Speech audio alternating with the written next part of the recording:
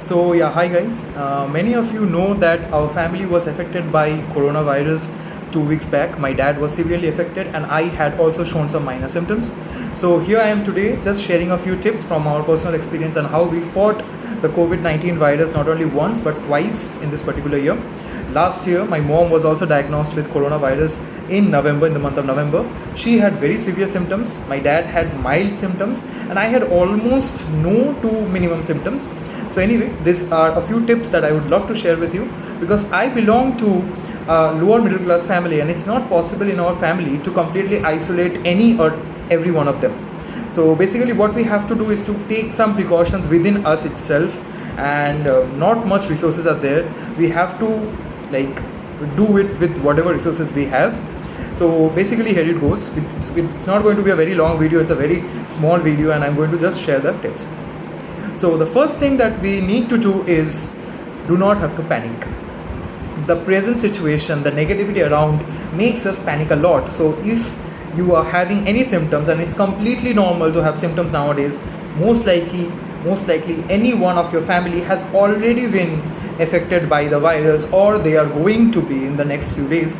So don't panic, whatever it is. Maybe they are having some fever, maybe they are having lack of taste or lack of smell, because I've talked to a lot of friends of mine and they are suggesting the same thing, but after 4 or 5 days it either goes away or it simply stays, but it goes away after 10 days or something like that. So there is nothing to panic or worry about until and unless the SpO2 level is going down or beyond particular limit. You know, if it's below 90, it's very worrisome. But if it's not beyond that, if it's around 95 to 98, you are very safe. You are well to do with your own family members at home. Stay home. Do not try to go to a particular hospital or consult a doctor unnecessarily if you are having minute to mild symptoms. The second point, which is very important, is the need of having mouthwash. So mouthwash, for our personal experience, has acted as a magic bullet. So whatever you are eating, whichever diet you are following, whatever food you are taking, just after that use mouthwash. My dad used to use it 4 to 5 times a day with regular gargles as well. So it acted as a great thing for him, in the sense that his loss of appetite was not there after he was using mouthwash. So basically in the first 1 or 2 days when he was having that no smell, no taste feeling and everything, he had that for the next few days as well, but he could not eat anything. He didn't want to eat anything.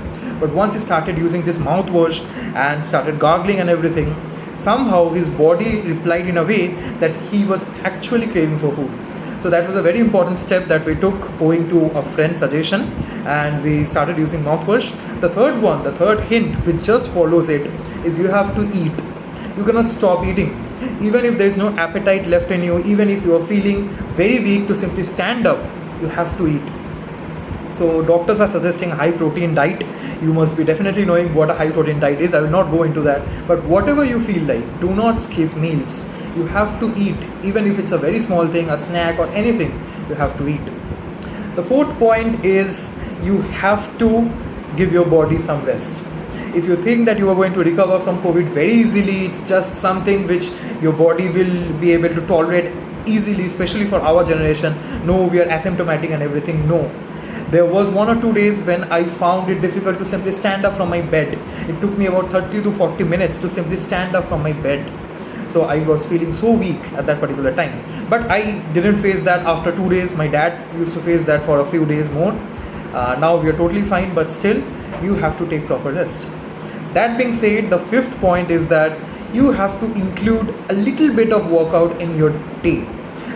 Even if it's just walking around inside the room, or for example just having a little bit of maybe anything, yoga or something like that.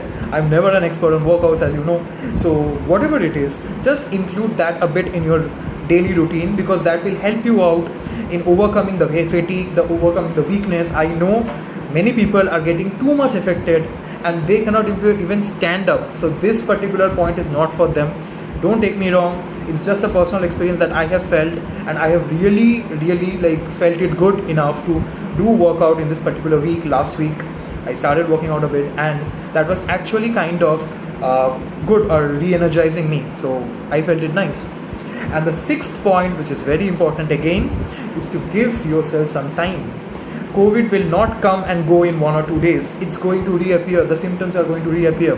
And no matter what happens in your family, if it's possible to isolate them, it's very good. If it's not possible, for example, in my family, my dad used to sleep in this particular bed. I used to sleep here at night. My dad used to share the bed with my mom in the other room at night. And so it's very common. It's not possible to isolate the family member completely. Definitely you can take precautions like sanitizers, oximeter, pressure, checking your pressure, checking the temperature of the body and everything. But what is very important is to have some patience and some time. Also, that being said, I will be listing down a few medicines that common doctors are suggesting, which involves like paracetamol for body weakness, body pain, azithromycin, azithral.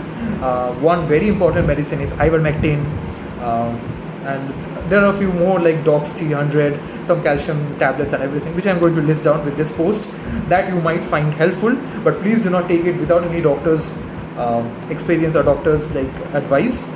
All I can do is share my personal experience, how we defeated the virus twice in our family, and how we by God's grace actually better. So that being said, stay safe, take care, and if anything, we are all in this together, so we are all for each other, and take care.